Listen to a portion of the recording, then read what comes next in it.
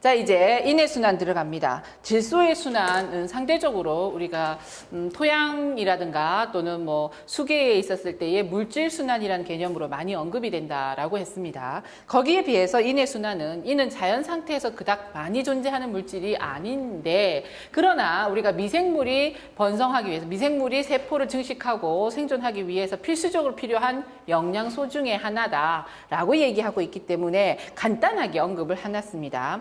그래서 대체적으로 이는요, 자연계에서 보통 침전물로 존재하는 경우가 많고, 그에 따라서 그닥 많이 풍족한 물질이 아니다. 그러니까 대체적으로 다 이용하지 못하는 경우가 대부분인데, 단 우리가 앞서서 질소도 유기인은 식물이 이용하지 못한다라고 했던 것은 바로 물에 녹아서 이온으로 존재하는 것들은 물에 의해서 녹아서 그것을 흡수한 식물이 삼투압에 의해서 각각의 세포에 전달하고 그것을 물질을 생성하는 데 만들어내는 1차 생산자로서의 작업을 하는데 이용을 한다라고 했습니다. 인도 마찬가지죠. 물에 이온으로서 녹아서 물에 용해될 수 있는 상태로만 이러한 1차 생산자, 특히나 식물 같은 경우에는 흡수를 통해서 이것이 세포 증식이라는 유기물 생성이라는 1차 생산 활동에 활용이 된다라고 하고 있고, 그 외에 침전물이라는 것은 물에 녹지 않는다라는 것이기 때문에 많이 활용하기 어려운 형태다라고 표현을 하고 있습니다.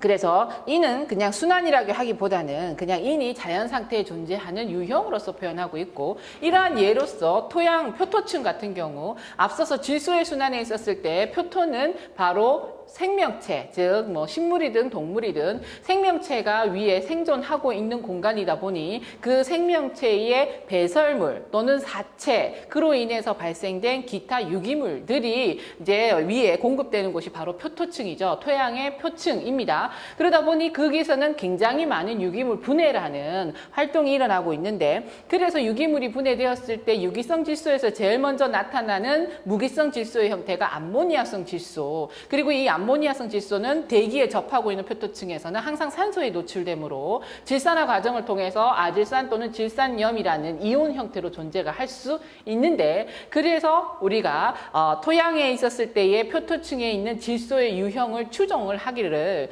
표토층은 대체로 점토질이라는 아주 제일 작은 입경의 토양으로 구성되어 있다. 일단은 그렇게 보고 있죠. 그래서 일반 토양에 대한 기본 가정 내용으로 보면 표토층은 점토질로 구성되어 있고, 점토질은 입경이 제일 작아요. 0.02에서 뭐 이제 2마이크로, 수마이크로 이하의 아주 미세한 입경으로 구성되어 있는데, 그러다 보니까 콜로이드처럼 아주 입경이 작아서 음전하를 띠는 경향도 있죠. 물론 토양의 전하는 플러스가 될 수도 있고 양전하가 될 수도 있고 음이온이 될 수도 있습니다만, 일반적으로는 음이온을 띠는 경향을 가지고 있고, 그로 인해서 음이온을 띠는 입자들은 잘 밀어냅니다. 따라서 아질산성, 질산성 질소는 비가 오게 될 경우, 표토층은 강우에 노출되죠. 그래서 비가 올 경우에 물에 녹아 있는데 암모니아성 질소, 질산성 질소가 있다면 여기에서 토양은 양이온은 잘 흡착하지만 음이온을 밀어내게 되죠. 반발력으로. 그래서 질산성 질소 같은 경우에는 표토층에 거의 존재하지 않아요. 약 10% 미만으로 존재하며, 표토층에 존재하는 질소는 약 90%가 유기성 질소 아니면 암모니아성 질소인데, 암모니아성 질소도 대체로 산화돼서 사라지는 형태가 된다라고 본다면, 이는 그러한 특징이 없습니다. 왜냐하면 유기인으로 존재하든 무기인으로 존재하든 무기성인으로 존재하든 대체적으로 다 침전물인 형태로, 유기성인이라 하면 물에 녹지 않는 형태이며 무기성인도 침전물의 형태로 존재하기 때문에 표토층에 어떠한 형태의 인이 많이 존재한다라고 얘기할 수가 없지요. 단지 이건 필수적으로 필요하지만 이온으로 존재하는 형태가 아주 좀 작다 보니까, 제한적이다 보니까 그러한 인의 공급량이 작게 된다라는 개념으로서 설명을 하고 있습니다. 자, 그 다음에 황해 순환입니다. 자, 황해 순환 같은 경우에는 일반적으로 관정 부식과 관련된 개념으로 설명을 합니다. 이 앞서서 질소도 유기성인에서 무기성인으로 산화와 환원 작용, 이러한 것들이 쭉 순환을 하는 것을 보아봤는데, 황은 질소처럼 반드시 단백질 세포에 있어야 된다라는 개념은 아니지만, 우리가 보통 다세포로 이루어진 생명체에 있었을 때 필수적으로 필요한 미량 영양염류 중에 들어가는 것이 바로 황이라든지 칼슘이라든지 마그네슘이라든지 기타 등등의 무기염들입니다. 그랬을 때에 이 황은 그 단백질에 반드시 황이 있어요 라는 것은 아니지만 그러니까 유기 생명체의 사체가 있을 경우 거기에서 반드시 나오는 것이 바로 황이다라고 보시면 되겠고, 그러한 개념으로서 우리가 유기 생명체의 사체에서 이것이 아주 땅 속의 고온 고압, 그러니까 고온은 아니지만 압력에 의해서 이것이 뭡니까? 탄화되어서 나오는 화석연료, 석유계 석탄계 연료를 보게 되면 황 함유량이 반드시 있다는 것을 보면 우리가 추론할 수 있습니다. 그랬을 때 이 황이 유기물에 의해서 다량 부패가 일어날 경우 황이 발생하게 되는데, 이게 유기물이 산화되는 과정으로서 분해될 경우에는 산화된 형태로 배출이 되겠지만, 앞서서 다량의 유기물이 나옴으로 인해서 산소가 부족해서 현기성 분해가 된다라고 했을 때 우리가 현기성 유기물 분해의 결과산물이 메탄, CO2, 암모니아, H2S, 멀캅탐이나 아민 이러한 형태로 나온다라고 했었죠. 그래서 현기성 분해 상태로 배출이 될 경우에는 이러한 환원된 상태로 존재를 하게 됩니다. 그럼 대표적으로 아까 H2S라고 표현을 했는데, 이런 환원된 상태로 배출된 황이 산소에 노출될 경우에는 산화 과정을 거치게 돼요. 그래서 산화 과정을 거칠 경우에 우리가 보통 이제 뭐 황산염, 그러니까 SO2, SO3-, SO4E- 이러한 형태로서 산화 과정을 거치게 되는데, 이때에 또 황산화 박테리아가 관여한다라고 표현을 하게 되며, 그 다음에 거꾸로 황산염으로서 산화된 형태가 다시 H2S라는 환원된 형태로서 돌아갈 경우에는 황환원 박테리아가 관여를 한다라고 표현을 하게 됩니다. 자, 그래서 우리가 이 황의 순환은 산화되는 과정과 환원되는 과정이 반복되는 그러한 과정으로서 설명을 한다라고 표현하고 있는데, 그게 이제 앞서 얘기했던 것처럼 관정부식이라는 의미로서 설명을 하고 있다라고 보시면 돼요. 자, 하수는 우리가 보통 함유식을 할 경우에 이게 만수위로 흐르진 않습니다. 왜냐하면 우리나라는 사계절이 분명하며 특히 여름철은 장마 기간이고 겨울철은 이제 갈수기 기간이 되겠죠. 그래서 이 어떠한 여유를 가지고서 하수 강도를 흐를 때 이게 만수위가 되지 않으면 유량이 느려지게 돼 있고, Q는 AV이기 때문에 A는 변하지 않으니까 유량이 줄어들게 되면 유속이 이제 작아지게 돼 있고, 유속이 작아지게 되면 그 속에 지금 하수이기 때문에 각종 오염 물질들이 가라앉게 돼 있는데, 도시하수의 기본적인 오염 물질이 유기물질이라고 했어요. 그래서 그 유기물질이 밑에 가라앉게 되면 여기는 폭기를 시키지 않습니다. 여기는 공기가 있기 때문에 어느 정도의 산소가 있다라고 우리가 가정을 할 수 있어도 밑에 있는 가라앉아 있는 수중에까지는 산소가 많지는 않죠. 그럼 여기에서 이 유기물은 현기성 유기물 분해가 일어납니다. 현기성 유기물 분해에 의해서 발생되는 것은 바로 H2S 가스가 되는 것이고, 이 가스가 밖으로 나오게 될 경우에는 어떻게 되죠? 바로 산소라는 것을 고쳐서 바로 황산화 박테리아로서 H2SO4 라는 형태로 산화되게 돼 있습니다. 그러니까 이렇게 산화되면은 이것은 광산으로서 이 윗부분에 있어서 광산이 모이게 되면 이 부분은 예전에 석회석관이라든지 철광관이라든지 이러한 관일 경우에는 부식이 일어나죠. 광산에 노출되므로 부식이 일어난다. 그게 마치 관의 정수리 부근에만 부식이 일어난다 해서 관정부식이라는 개념으로 하게 되고, 다른 이름으로는 크라운 부식이라고도 표현을 하고 있죠. 그래서 여기서 보게 되니까 황이 산화되었다 라는 것이며, 거꾸로 또 황이 이제 현기성 유기물 분해에서 분해되는 상태다. 현기성 유기물 분해가 되었다라고 보시면 되겠습니다. 그래서 전체적으로 산화하는 과정 중에서 가장 명백한 것은 산화 과정이 일어나는데, 여기에서도 뭐죠? 바로 유기물을 분해하는 것은 미생물이며, 여기에서 배출된 H2S나 이러한 각종 환원된 상태의 황을 산화된 황으로 바꾸어주는 것도 황산화 박테리아다라고 표현을 하고 있죠. 그래서 우리가 황의 순환은 그 자체로서 기출문제가 나오는 경우는 거의 없으며, 관정부식이라는 개념으로서 우리가 이제 할 수 있는데, 이 관정부식은 이렇게 개요를 알게 되면 원인을 파악할 수 있고, 원인을 알면 바로 대책으로 연결됩니다. 자, 먼저 여기에서 원인이 뭐였죠? 바로 미생물에 의한 유기물의 현기성 분해로서 일단 원인 물질이 발생했습니다. 그리고 여기에서도 미생물에 의한 산화 과정으로 인해서 이것이 산화, 즉 산성이라는 물질이 발생했습니다. 원인은 바로 미생물의 작용이에요. 그 다음에 두 번째 원인은 뭐죠? 이게 만약에 만수이였으면 산소가 없었을 거고 그러면 산화가 일어나지 않았을 거야. 또 만수이였으면 유속이 세기 때문에 이 안에 있는 유기물질들이 침전되는 일도 일어나지 않았을 거야. 즉 관로에서 적정한 유량으로 적정한 유속을 유지하지 못했기 때문에 침전물이 발생했기 때문이다. 두 가지 원인을 볼 수 있습니다. 관로에 있었을 때의 문제점과 그리고 그 관로 안에서의 미생물에 의한 활동으로 이러한 황이라는 물질이 산화되고 그로 인해서 관정부식이라는 것이 발생했다. 우리 교재에서는 유속의 저감, 통풍력 저하, 그리고 또 뭐 있죠? 만수위를 불충족함으로 인해서 뭡니까?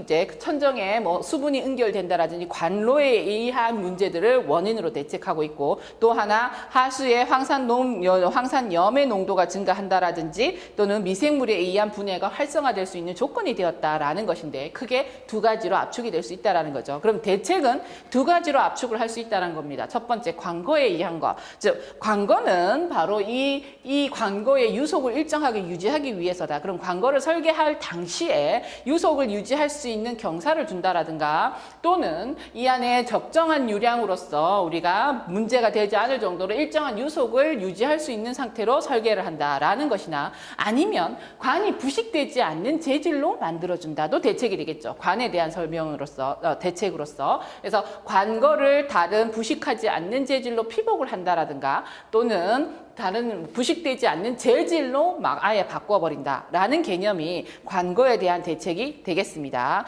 두 번째로는 미생물에 의한 것인데 미생물이 활동에 의해서 환원이 일어나고 산화가 일어났기 때문에 미생물이 활동하지 않는 상태로 만들어주자. 우리가 가끔 염소를 투입을 하게 되는데 염소는 두 가지 작업을 합니다. 염소 자체로는 산화제이므로 안에 산화할 수 있는 물질들을 산화시키며 두 번째로는 물 수중이죠. 물과 염소가 만나서 유리잔류 염소를 형성하게 되고 그러한 염소 소독 효과로 인한 미생물의 생존력 저하, 즉 살균을 한다는 뜻이죠. 그래서 미생물을 불활성화시킴으로 인해서 미생물이 활동하지 못하면 이 유기물은 그냥 유기물대로 그래서 그 안에서 분해되어서 황이라는 성분이 나오지 않을 것이다 라고 표현을 하게 되죠. 그 외에도 pH를 많이 변동시킨다라는 개념은 있습니다만 관거 자체가 부식되지 않는 범위 내에서는 미생물에 대한 제어할 수 있는 pH 범위가 제한적이므로 우리가 일반적으로는 미생물의 불활성화를 할 수 있는 산화제로서 염소를 투입을 한다라는 개념으로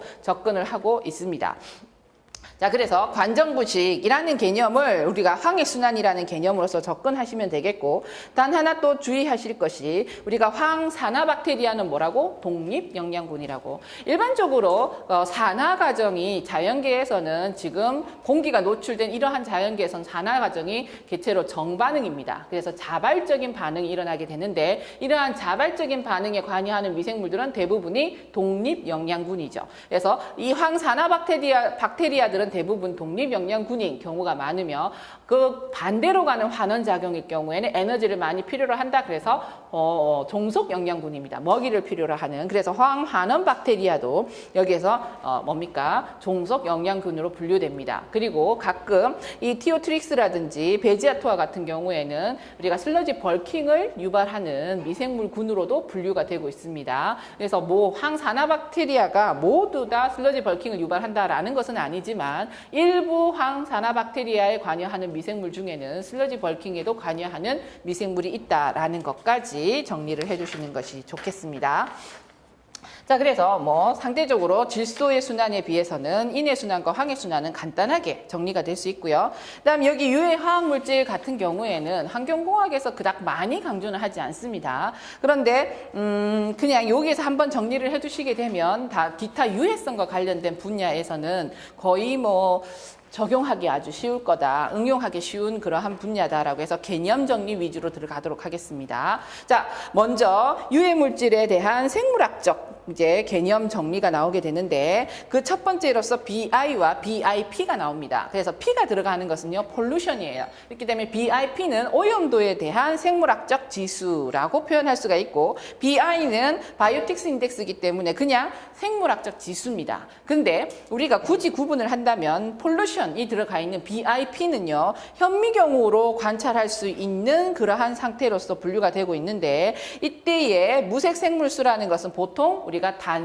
단세포를 보고 있죠. 그래서 박테리아라든지 이러한 오염된 곳일수록 생물의 종의 수는 단순해지며 생물의 개체 수는 늘어나게 되는데 그때 그 개체 수가 늘어나는 그 종이 여기에서는 현미경학적으로 관측 가능한 무색 생물수 단세포다라고 보고 그 다음 밑에 있는 분모는 전체 생물수입니다. 자, 그러면 앞서 얘기했다시피 오염이 된 곳일수록 생물의 종의 수는 줄어들며 생물의 개체 수는 늘어나게 되고 그 개체 수가 늘어나는 것의 대부분은 앞서 얘기했던 단세포, 미생물류가 많아지게 되며 거꾸로 깨끗해지면 생물의 종의 수가 늘어나게 되지만 개체의 전체 수는 작아지게 되겠죠. 줄어드는 경향이 있습니다. 따라서 BIP는 오염이 될수록 분자는 커지고 분모는 작아지게 되며 그리고 깨끗한 물일수록 분모가 커지고 분자가 작아지는 구조를 가지고 있죠. 그래서 분자가 작아지고 분모가 커지면 값이 작아진다. 따라서 BIP가 작으면 작아질수록 오염된 물이다. BIP가 커지면 미안합니다. 거꾸로죠. BIP가 작으면 작을수록 깨끗한 물이다. BIP가 커지면 커질수록 분자 값이 커지고 분모 값이 작아지므로 이게 오염된 물이다가 됩니다. 따라서 BIP는 오염된 지수이기 때문에 그 값이 클수록 오염된 물이다라고 해석을 할 수가 있고요. 그 다음에 그에 비해서 바이오틱스 인덱스 같은 경우에는 우리가 육안으로 이제 확인 가능한 생물 지수입니다. A는 깨끗한 물에 살 수 있는 조류군을 얘기하고 있으며 B는 한 중간 정도, 그다음 C는 아주 더러운 물에서만 관측될 수 있는 조류의 개체수로서 우리가 C 아주 더러운 물에 살 수 있는 물은 그 조류의 규조류의 수 같은 경우에는 분모에만 있어요. 그렇기 때문에 오염된 물일수록 분모 값이 커지게 되어서 이 BI 값은 상대적으로 작아지게 되고 깨끗한 물이면 깨끗한 물일수록 뭡니까? 분모에 있는 C 값이 줄어들겠죠. 근데 분자에는 EA입니다. 아주 깨끗한 곳에 살 수 있는 규조류의 개체수가 2배로 되기 때문에 그 분자의 값이 커지게 돼 있어요. 따라서 BI도 수치가 커지면 커질수록 깨끗한 물이 되며 수치가 작으면 작을수록 오염된 물일 가능성이 높다라는 것을 얘기하고 있죠. 그래서 우리가 규조류는 상대적으로 박테리아에 비해서 측정이 가능하기 때문에 위에 있는 BIP는 현미경학적 지수라고 표현하고 BI는 육안적 지수다라고도 얘기를 할 수 있습니다. 그리고 또 생물학적 지수를 나타내는 것으로서 우리가 앞서 부영양화에서 살펴봤던 알갈 그로스 포텐셜, 부영양화 뒤에 나오나 위치 순서가 좀 헷갈리네요. 그래서 조류의 성장 지표라고 하는 것도 바로 조류라는 생물체를 이용을 하여 그 물 속의 부영양화 정도를 영양소가 많다 적다 앞으로 수질이 어떻게 될 것이라는 판단하는 지표로서 사용할 수 있다라는 것까지 우리가 볼 수 있고요. 그 외에 조금 언급된다라고 한다면 생물 농축계수라는 것도 있죠. 바이오 컨센트레이션 팩터 BCF입니다. 바이오 컨센트레이션 팩터는 환경 중에 있는 그 물질의 농도분의 생체 그 환경에 살고 있는 어떠한 생명체 중에 체내의 농도의 비율로서 얘기를 하게 되는데 이 바이오 컨센트레이션 팩터 생물 농축 지수가 높다라는 것은 몸에서 배설되지 못하고 배출되지 못하고 계속적으로 농축을 한다. 중독이 될 수 있는 가능성을 나타내는 그러한 값이다라고 보시면 되겠습니다. 간단하게 개념 넘어갔는데 그 외에 독성을 나타내는 지표가 있는데 그 중에서 어류 독성을 나타내는 것으로서는 TLM이 있습니다. 자, 여기에 나오는 독성 지표는 대체적으로 전부 반수 영향 또는 반수 독성을 얘기하고 있는데 TLM도 어류 독성이라고 그랬죠. 그래서 물고기에 대해서 50%가 생존 가능한 농도를 얘기합니다. 그런데 TLM 뒤에는 항상 숫자가 따라 나오게 되는데 그 숫자가 바로 시간이에요. 그래서 TLM 48시간 하면 48시간 동안 반수가 생존할 수 있는 농도 또는 TLM 96시간이라 하면 96시간 동안 노출이 되었을 때 반수가 생존할 수 있는 농도라는 개념으로서 우리가 TLM 어류에 대한 독성 지표로 이야기를 할 수가 있습니다. 그래서 어류 독성에 대한 개념으로서 TLM이 되어 있다라고 표현한다면 이제 경구 독성이라든가 이제 우리 사람에 유사한 그러한 그 개체량으로서 측정하는 것 중에 이 LC50 또는 LD50 또는 EC50, ED50 여기 우리 교재에는 IC50도 있지요. 그래서 TLM 어류 독성이다라고 표현한다면 이제 LC, LD라고 하면 경구 독성에 대해서 보통 나타내는 개념이다라고 보시면 되겠습니다. 여기에서 L이라는 것은 lethal, 치사량을 얘기해요. 그래서 경구 독성으로 측정을 할 경우에 LC50 같은 경우에는 50%가 죽을 수 있는 치사되는 concentration, 농도입니다. 따라서 C일 경우엔 단위가 mg per liter라는 농도의 단위로 나오게 되고 LD50이라고 하면 도즈예요. 그래서 체중 1kg당 그 물질의 미리그램 이러한 식으로서 중량으로서 나오게 되죠. 양으로서 표현하게 됩니다. 그래서 LD50 그럼 미리그램 per kg으로서 50%가 치사할 수 있는 그러한 농도로서 받아들이면 되겠고 LC50 하게 되면 도즈는 양이고 C는 LC는 바로 농도로서 설명을 하게 되겠습니다. 거기에 비교해서 EC50, ED50, IC50, ID50 이런 것이 있게 되는데 EC는 effective 50%가 영향을 받는 농도예요. 그리고 ED50은 50%가 영향을 받는 양이 되지요. 그 다음에 IC50, ID50이 되겠는데 IC50 같은 경우에는 inhibitory라고 해서 저해하는 또는 억제하는 이란 뜻이에요. 그래서 여기까지 우리가 앞서서 했던 내용에 약간 남은 부분들 이제 그 부분들을 살펴봤고요. 잠깐 쉬었다가 우리 수질 오염 영향인자 BOD, COD, DO 기타 등등을 살펴보도록 하겠습니다.